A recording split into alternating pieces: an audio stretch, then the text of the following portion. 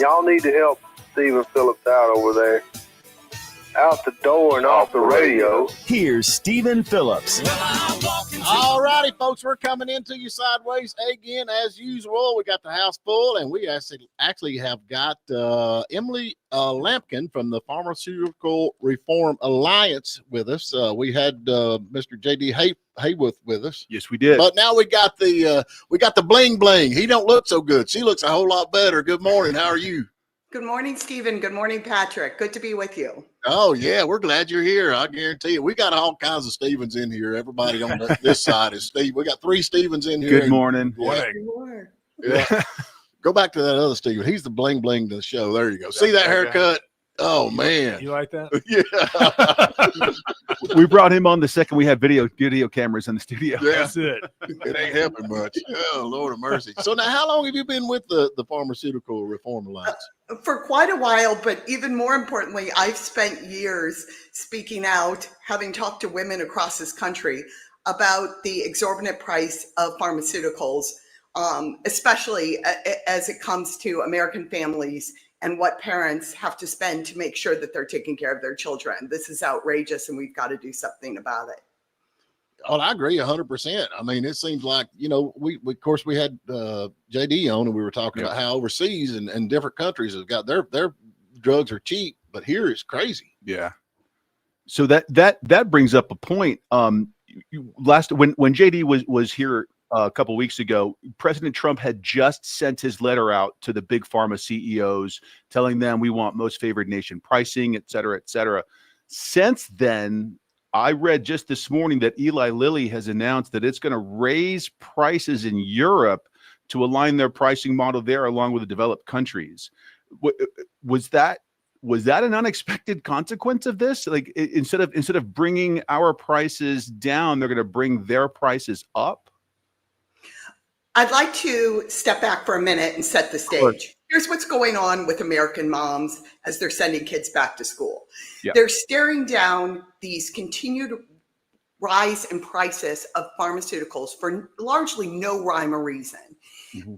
To your point about overseas, European countries in many ways many points are spending 30 times less on an asthma inhaler than an American mom is spending.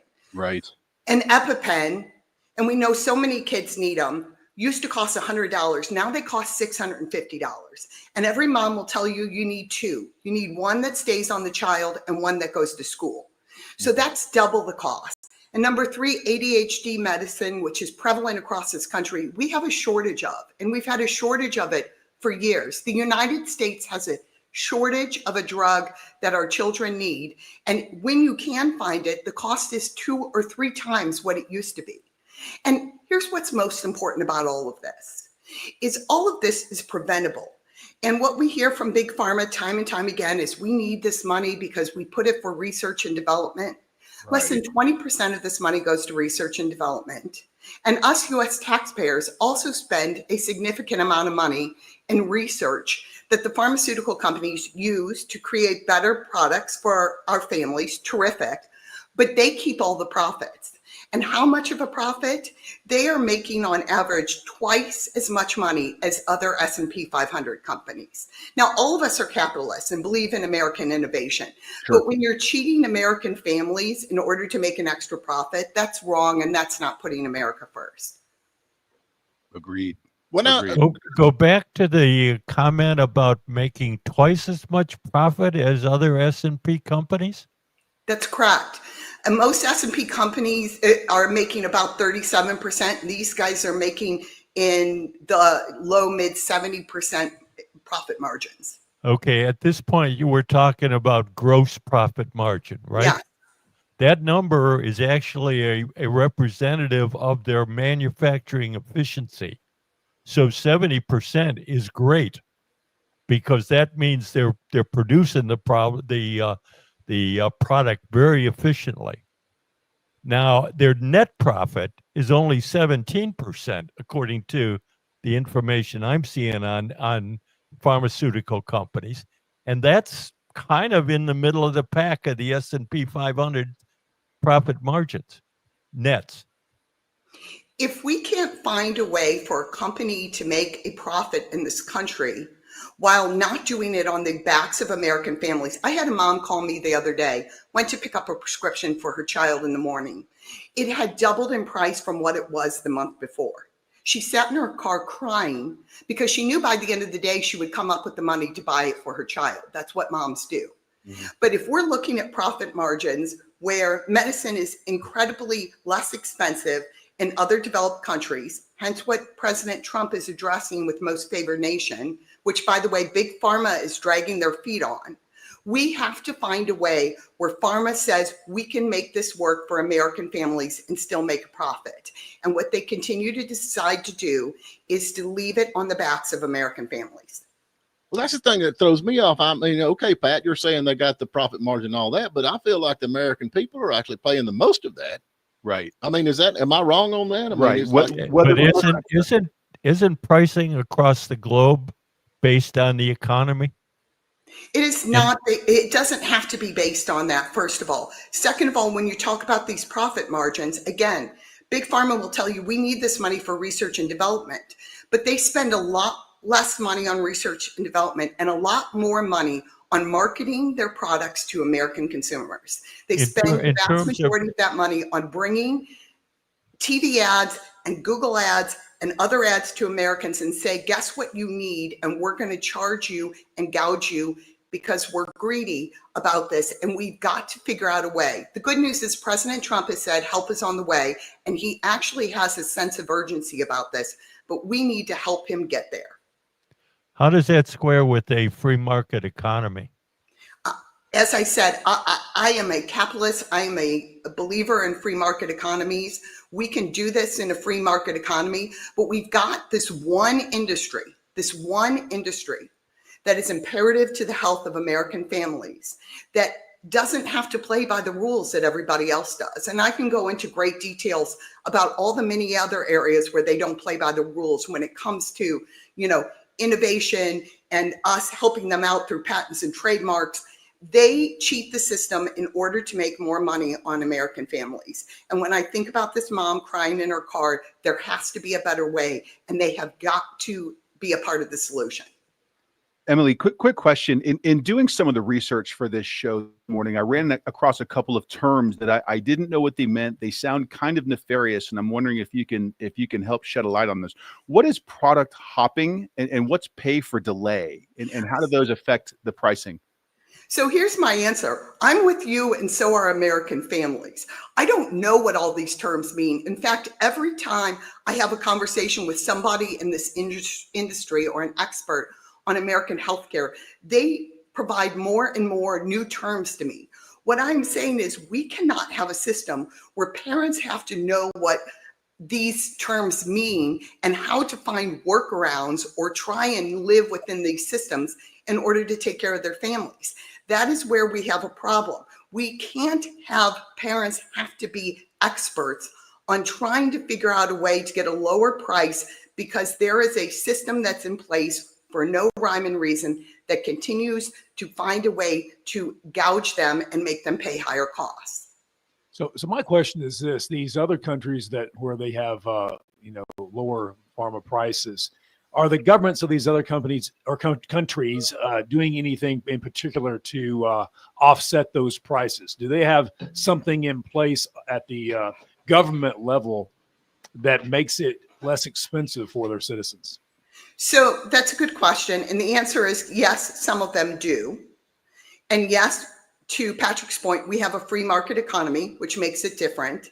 It doesn't change the fact that these companies continue to operate in the US and continue to make a profit by selling their products at a much higher rate to Americans than they're selling them to other countries and to other individuals in other countries. So we continue, regardless of if it's the country setting a price, we are still paying a higher price for pharmaceuticals, regardless who the purchaser is in this country.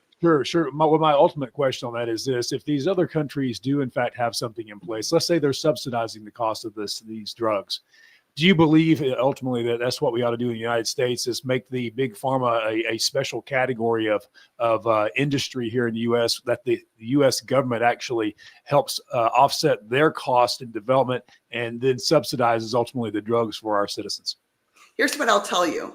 There is not one solution to this. There are numerous, and you'll see this in what President Trump has done over the last, 7 months. He has looked at a number of solutions because there needs to be a number of ways to addressing this. I mentioned on the side, patents and trademarks. That's part of the solution. Another part of the solution is this most favored nation. Figure out a way that we can get American consumers to be paying less of a price. The third way is to streamline bringing products to market. That's something that the HHS secretary has been focusing on. Let's streamline a way to get the actual pharmaceuticals. I mentioned ADHD medicine. There has to be a way where we do not have shortages of medicine, and medicine that's so expensive when our children are relying on it and American families are trying to make these decisions. I have purposely chosen, as a spokesperson and involved in this issue, not to set the stage for elected officials to tell them exactly how they need to come to a solution. What I do know is they've got to have a sense of urgency and they have to come to a solution, and it's not going to be one. There's going to be numerous pieces that need to take place in order to lower prices quickly for American families. Right. Well, it seems like, you got a few of them just cornered the market. It'd be nice if some of the smaller drug companies stood up and tried to get in there, and it's kind of hard to do when they got the market. Can you hang around? Let's get us a break and get you on the other side. Sure. Okay. All right, Emily, thank you for hanging around. And we're talking about Big Pharma and all the stuff that's going on with that. And, that's one of the things I've got here on, of course, GP Chat. He does the other thing, but it says that American often pays 2 to 3 times more for the same meds than other countries, is what I'm coming up with on this. And that's the thing. And you're saying that they're taking all of the money that they're supposed to do research for, and they're actually buying ads on TV and that kind of stuff, tell you need this, you need this, you need this, which, I guess they can do what they want to, but if it's supposed to be for research and development, I think it should be for research and development. But let me ask you this. Do you think, I hate lobbyists. I just think I think they're evil. I'll be honest, but Bribery. They are huge. They've got big lobbying power. Do you think that's got a lot to do with the way that they can price gouge America? How are they getting away with this, I guess is my question. Well, you're right about the lobbying in terms of they have continued this year to increase the amount of money they put into lobbying, which tells you they do not like the idea of the president making changes that would affect their price margins on the backs of Americans. That is true. We can see that in the data about how much they're paying for lobbying. And they continue to drag their feet on the changes that the president has made through executive order. What I know is in a recent poll, 85% of Americans feel their prices on drugs just continue to increase above inflation, above, sometimes there's a therapeutic need. They've got a new therapy. Pharmaceutical companies have introduced a new product that has an increase in cost. We're not talking about that. We're just talking about choosing to increase prices on American families for no rhyme or reason. 50% of Americans in this poll said they or someone they know is struggling to pay these costs. This is something we as Americans and our elected officials must address. The president is also looking at doing some other things that I think have some real benefit when we were talking about the whole myriad of responses, bringing a lot of this manufacturing back to our country, so that we aren't relying on overseas plants to provide medicines to our people. Also, it means that, we're not paying tariffs on these medicines, and we're also looking at opportunities to have less of a shortage than what we're seeing in some medicines. So so Big Pharma is definitely looking at trying to drag their feet and trying to get more representation in Washington in order to avoid having to make changes to how they're making money on American families. You just touched on something I think is important, and that's bringing this pharmaceutical manufacturing back into the States. I think it would surprise people to know how much is actually made in China. Our own drugs here with what we believe is on some level an enemy state that is out there manufacturing our drugs. Not only that, they also have access to a lot of our healthcare data, which is a concerning matter too. But But another issue I think that it ties in with this, because it's a lot more complex than just the pharmaceutical company itself, is that here in the United States, they also have the understanding that so many corporate insurance company or health insurance that's provided through corporations for employees can bear the brunt of their increase in prices. And so the vantage point oftentimes from the pharmaceutical company is going to be basically that, hey, look, we can ramp up these prices here for the folks in the U.S., and many of them won't bear the brunt of that because the insurance companies will, and they all kind of work in cahoots together. So that's how they're going to be able to get paid ultimately, is through the health insurance company itself, through these large corporate plans. I think you make a good point. There is often an assumption that American consumers may not be paying this price. I'm telling you from talking to thousands of women across this country, they're paying this price. And they're not only paying it in terms of the cost, but they're paying it in terms of just and we can all appreciate this. I know all of you men can appreciate this as well as I can.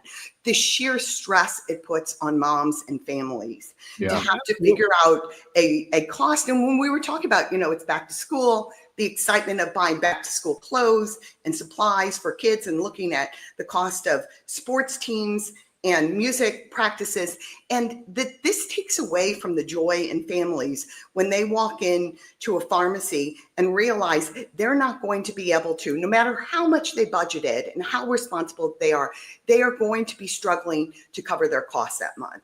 That's why we really need to address this and address it quickly.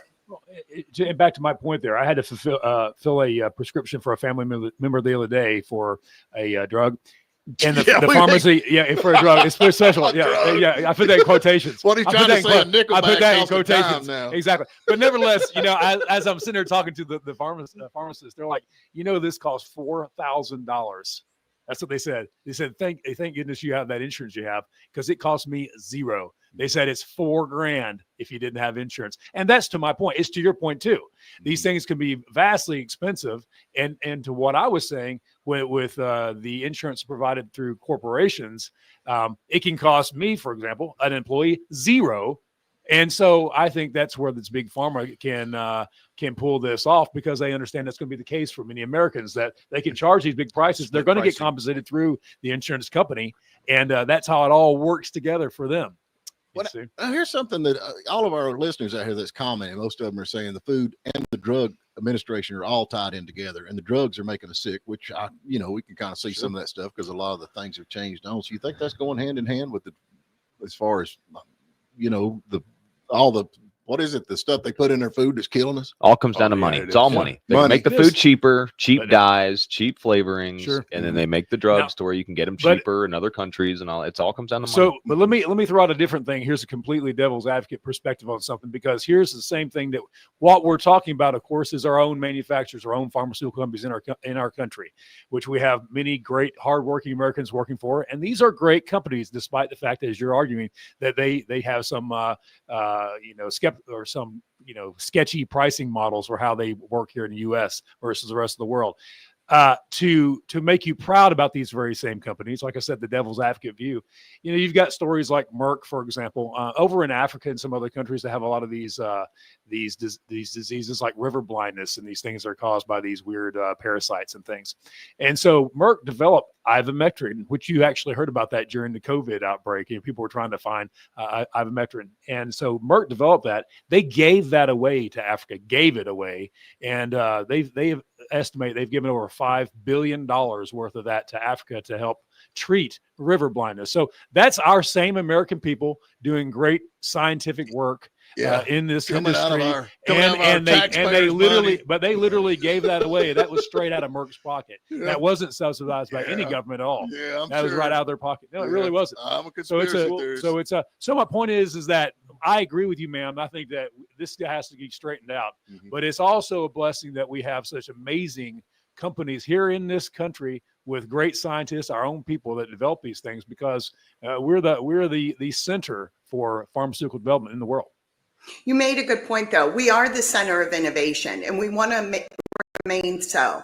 And I have as much pride as you and everybody else does in the greatness of the American people, the greatness of our innovation, the greatness of our capital markets. But we do need to figure out a way that we can do that. And when you're talking about kindness and you're talking about the needs of Africa, when I'm talking about this, I am not talking about the price Americans are paying in comparison to Africans. And I realize that's not the point you were making either. I am talking about the price an American consumer is paying in comparison to a consumer in Germany and Sweden and UK. And we are getting the short end of the stick. And I think for so long, and it's not just exclusively in pharmaceuticals, but for so long, Americans have been last. And Americans need to be first now. We need to be looking out for American families, and we need to do something about this. And again, I often hear, because I live here in Washington, D.C., have for 30 years, oh yeah, that's a priority. That's something we're looking into or we're going to study. We can't be studying this. We can't be looking into this. It is time to take action. There needs to be a sense of urgency. What I don't want is a 2026 back to school where American families are looking at the same problem they are now. What did you say, Pat? Isn't the reason that Germany and Sweden and the UK have lower prescription prices because they have socialized medicine? And not all of these countries have socialized medicine. And as I mentioned before, there is not one reason why this is. But as I mentioned, probably one of the most critical reasons here is the amount of advertising that these companies spend to American consumers, and we pay for that advertising to our consumers. Mm-hmm. So let me ask you something. Okay, and I mean, you keep talking about the children and the parents and all that stuff, but it goes on to everybody else. I mean, it sure does. Diabetics, I mean, they're having insulin is just crazily. It's outrageous. It is totally outrageous. So this Pharmaceutical Reform Alliance, tell us about that. What is this program? So the Pharmaceutical Reform Alliance is an organization, and its sole purpose is to insist that Congress and the administration find solutions to the increased price of pharmaceutical drugs. Mm-hmm. And the Alliance has made a really smart decision, and that is that the Alliance is not interested in telling Congress or telling the administration how to go about doing this. What they want to do is lay out that there's a concern here and say, hey, we're here, we've got research, we've got data, we've got polling information, we've got feedback from Americans, we have information on the price and where it's and what's causing the price. And what we need you to do is to take action. So to your point, Stephen, I would in part describe it as a response to the pharma lobbying and advertising effort, coming and saying, okay, we've got to have a reality check on this and how it's impacting, as you suggested, all Americans, and we need to do something about it. If your listeners are anything like me, when I'm listening to something and I care about the subject, I not only want to hear about it, but I say, okay, so what can I do? I would ask if any of your listeners or viewers are interested to visit www.pharmareformalliance.com. We have a lot more information there that we can share about how they can go about making a difference. And step number one is us all being informed about the issue and knowing what we're talking about. Right. Yeah. Well, I got a quick question. You know, I think the mental image that a lot of people get when they hear Big Pharma, at least in my opinion, is Martin Shkreli, the pharma bro, sitting there rolling his eyes and just randomly charging people more money, and that's clearly a predatory practice, and we can easily demonize that kind of behavior. But at the same time, we also have to acknowledge that these companies are producing life-saving drugs. So how does the Pharmaceutical Reform Alliance strike that balance between pointing out the predatory habits and also acknowledging that, hey, pharma's there to save lives? So I hope you heard me say that, because I agree with you. Pharmaceuticals save and improve lives. That's why it's imperative we get a handle on this. There's no disagreement there. Otherwise, right, this would be a non-issue. It is important. Hence why the American taxpayers and the American government invest in research and development as well. This is imperative to our people and to our future. So there is no disagreement about the importance of the products and the research and development that goes into it. Mm-hmm. But to your point about, this idea about the CEOs being, less than honest. In fact, we just heard one of the leading CEOs of these pharma companies being more than honest on an investor call the other day. Now, of course, there's always a lot of finger pointing. Whenever there's a concern brought about the cost of drugs to these pharma companies, there's always one of these pointing every direction except at them. It's always, it's them, which is something that any of us who have small children are used to, but is not a really grown-up way to go about fixing problems, is saying it's everybody but me. But he also acknowledged that what is happening with the cost of pharmaceuticals is a huge stress and strain on American families. So there is an acknowledgement, we've got a problem, even from them. We've got a problem. Now the question is, when are they going to decide that they're going to be a part of the solution? All right, Miss Emily, we sure do appreciate you coming on and talking to us a little bit about this. And like I say, you can go to what is the website, Pharmaceutical Reform Alliance? It's Pharma. It's shorter. PharmaReformAlliance.com. I appreciate you all having me. This was a great conversation. Way to start a morning. That's Pharma with a PH. With a PH. PHARMA. ReformAlliance.com. Why'd they put a P when it should be a F? Ask your psychiatrist. Okay, I got you. He didn't study Pahonics. Yeah, there you go.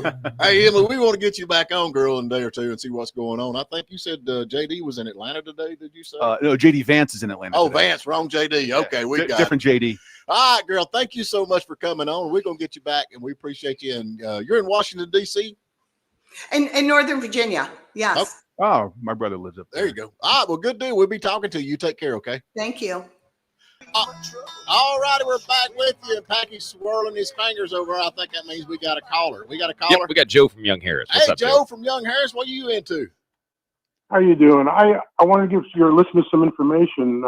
My wife has a prescription that was made by her doctor, her gastroenterologist. Right. They actually told us to go to Canada Pharmacy to get it, and we priced it at our regular pharmacy was $300. Mm-hmm. By going through Canada Pharmacy online, it was only $80.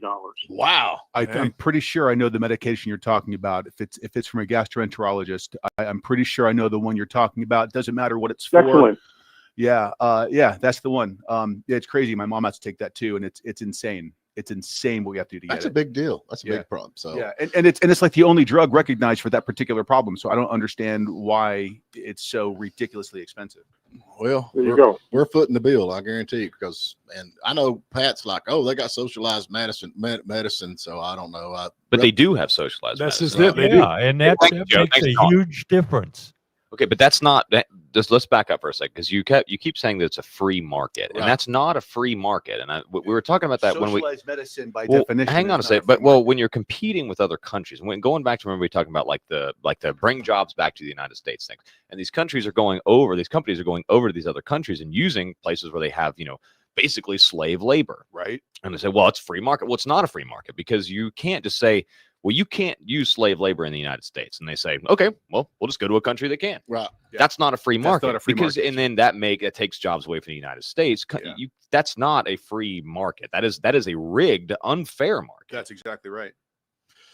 Yeah, I'm with you 100% on that, but maybe we'll get it straightened out. I don't know. I'm not for socialized medicine. I can tell you that right now. The other countries, anybody that's got socialized medicine, man, they want to come here where that's what they do. We can't negotiate prices until 2026 with that new law. Medicare can't negotiate the prices, but other countries can. Mm-hmm. So our companies are basically forced to sell them at lower prices. So what do? Well, they jack up our prices. So we again subsidize the rest of the world. Right. And that's not fair. That's not free trade. That's not capitalism at its finest. It's that way and everything. This is Trump's argument about NATO. See, Pat, you're smiling, but what I mean, how is that a free market? Yeah, that's the market reality out there when you have all of these countries with socialized medicine, that they're dictating the price they will pay, or you don't sell any of your drugs in my country, as opposed to here. And nobody's talking about pharmacy benefit managers, the middleman who adds whole bunches of costs here. Yep. And we're complaining about lobbyists, but this organization, the Pharma Reform Alliance, is a lobbyist. Yep. That's exactly what they do. They are. That's true. Yeah. I was surprised that she didn't have a solution. The answer to every question about what do we do was, well, it's a multifaceted program. I agree with that. That's true. That's crap to tell. I agree. You can't just say, do something. Yeah, you can't have any just kind end of up and complain. And if she expects Congress to do something on their own, it's not going to happen. I think though too, like it's a U.S. patients don't have choices Right. or competition really. When you really get that, there's only one brand option a lot of times, and that brand option is overpriced. Well, that's because they do the Patents. the and- patenting. It's not overpriced if you understand basic economies of supply and demand. If I'm the only one that has the product, then I've got a monopoly on that for at least the life of my patent. Right. And if then, you start and then what messing with happens when that- your patent expires, though? But Then I that's change when- one molecule in my patent and I get a renewal for another 7 years. Yeah, that's exactly right. That's what the product hopping is. That's the Now, question. don't get me wrong. There are bad actors in the pharma business, just like there are in every other industry. Okay, there are people who are taking advantage of this. Pharma Bro being one. But one of the people taking advantage of this is the alliance. Well, what I find interesting is that I just read this yesterday. Ozempic, they just announced that they're able to offer lower pricing through GoodRx. So, like, I'm sure everyone here has heard of GoodRx. I'm not, maybe you haven't used it, but where do they fit into this? How do they get such good pricing? That might have been a question for Emily. Yeah. Although I am asking you, Because guys have all the knowledge. GoodRx has got all these members that will buy that product through So it's GoodRx. So it's not. It's kind of like self-insurance. Like you. Yeah, it's exactly that. They're able to negotiate. If we didn't have these restrictions on the government can't negotiate with pharmaceutical companies, and like somebody just said, until 2026. That's the problem. Well, hang on. In the state of North Carolina, Pat, don't you have to? Insurance companies have to show that there is a reason for their increase, right? Isn't that? Yes. You agree with that?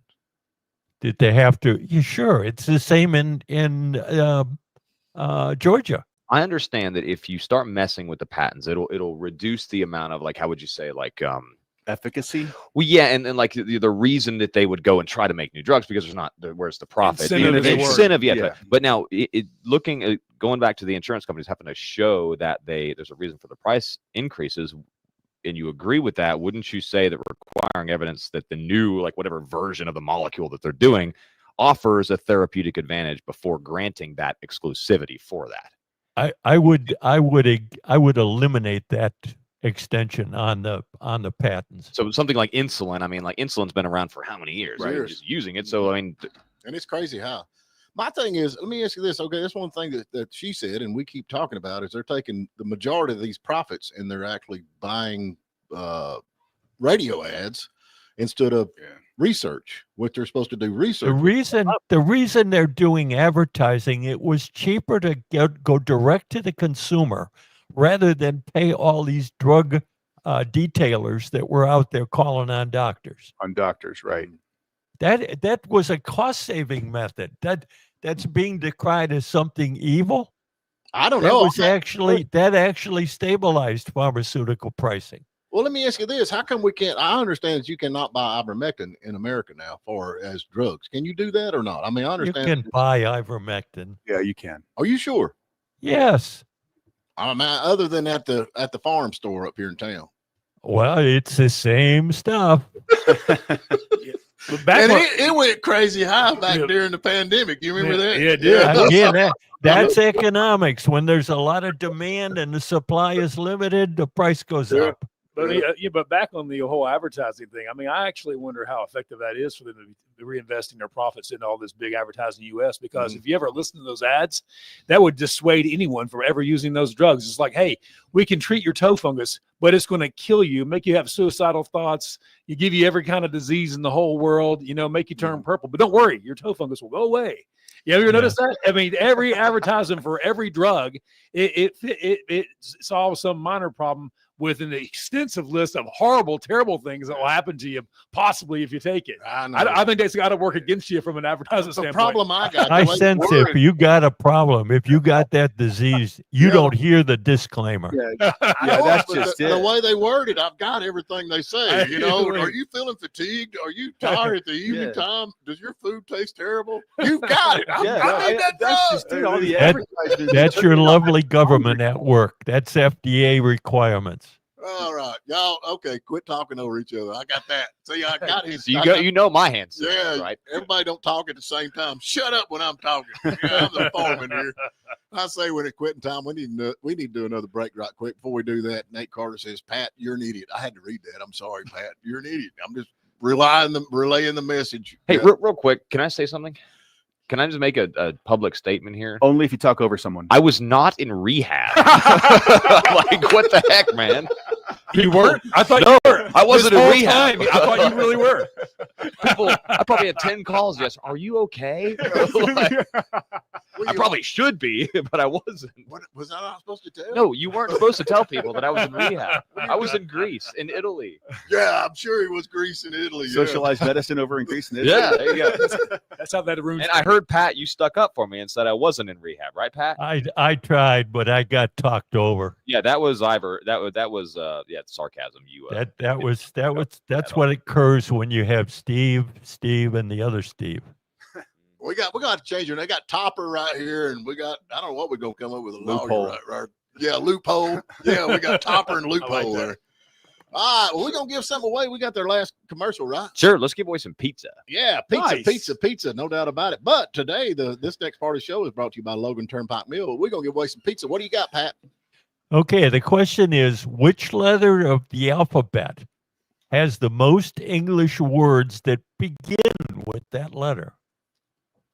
All righty, give us a call, 706-379-9770, and you can win a pizza from Papa's Pizza to Go, and not to mention they got great wings, and we will catch you on the other side. Oh. All righty, folks, we got a caller on the line, Packy. Nope, not yet. No, we don't got it. We had it ringing, but we were too busy talking, and he wouldn't answer.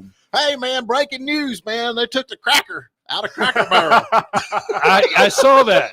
They took the cracker and the barrel. They took them both out. They took them both out. Yeah, everybody mad about that. I love Cracker Barrel. Yeah. You know, my son loves Cracker Barrel. But here's the thing. I mean, what's the thing? I hope this doesn't backfire on them. I don't think the sign, but that's not the only thing they've changed. Oh, they changed the inside too. The whole interior they're changing. Right. And so I really hope that this has the desired effect. Of course, I know they want to refresh the business. Well, they still got the same stuff on the menu. That's what I want to know. I don't care what the store looks like, but I just hate it for the poor old cracker, man. He's out there. He's gone. He didn't hurt nobody. But they got rid of the barrel too. It's just It's just letters now. It's just Cracker Barrel. That's it. Yeah. I don't know what, it don't make, it's not really a big, great, wonderful sign, really. This says Cracker Barrel. Yeah. I mean, what's the big deal? It looks like they stepped backwards. I don't understand why they do all this. How many signs are they going to have to change? I thought you were all behind this because you were mad about the little golf tee game that you were an ignoramus every time. You hated them. I don't know, man. Used to be, was I not supposed to say that? I still have 8. That's awesome. Are they going to get rid of that game too? Is that all that changing? What else is changing? Oh, no. Yeah, the cracker is gone from Cracker Barrel. Yeah, now it's just a barrel. Hey, I'll tell you what's changing, Stephen. What? The color of the big, beautiful wall. Yeah, man. They're painting it black. Painted black. So we got a black wall and a cracker is gone from Cracker Barrel. And the reason they're painting it black is to make it hotter. Yeah. That's actually, that's a big deal too. Yeah. It'll cook up quick. Yep. Brilliant move. Yep. So wonder who's going to is Brad Alawine going to get to paint that thing? I think so. I think he got the contract at least for the border in Georgia. He's painting that thing right across the street here. It looks good. That EMC building. Yeah, no doubt about it. I reckon everybody's worried about Hurricane Irene. Is it Irene? Is that what it is? Hurricane Aaron. Okay, Hurricane Aaron. But I reckon do not worry because Trump has made a brief phone call and Aaron has agreed to change course. So everything's going to be all right with that. I thought it was an executive order he issued to stay away. Just a phone call, man. Just a phone call. That's all it takes. Okay. All right. And California has issued a commercial driver's license to Stevie Wonder. So, Hey, at least he can read English, man. you know, they had that thing on there. I'm not kidding you. That driver that was in that tractor and trailer truck, U-turn. he didn't even pass. He didn't even pass the questions, and they give it to him anyway. Yeah, He couldn't read English. He could recognize one road sign. I mean, you might want to recognize road signs if it's your job to be on the road. Do y'all actually even look at road signs, though? I mean, honestly. They're more of a suggestion. Suggestions, exactly. Suggestions. Yeah. So what does a yellow light mean? Go faster. That's mine. Go faster, right? Oh, well. All right. We've done all the damage. Nobody won today. We want to thank Logan Turnpike Mill for bringing you this part of the show. Y'all need to go by and check them out. You can order anywhere in the world. Just go to Logan Turnpike Mill. They'll pack it up and ship it to you. And they got gift packs and everything. Love that place. Hey, Pat. Yay. I'll see you tomorrow, man. Cheer up a little bit. All right. I'll see you tomorrow. All right.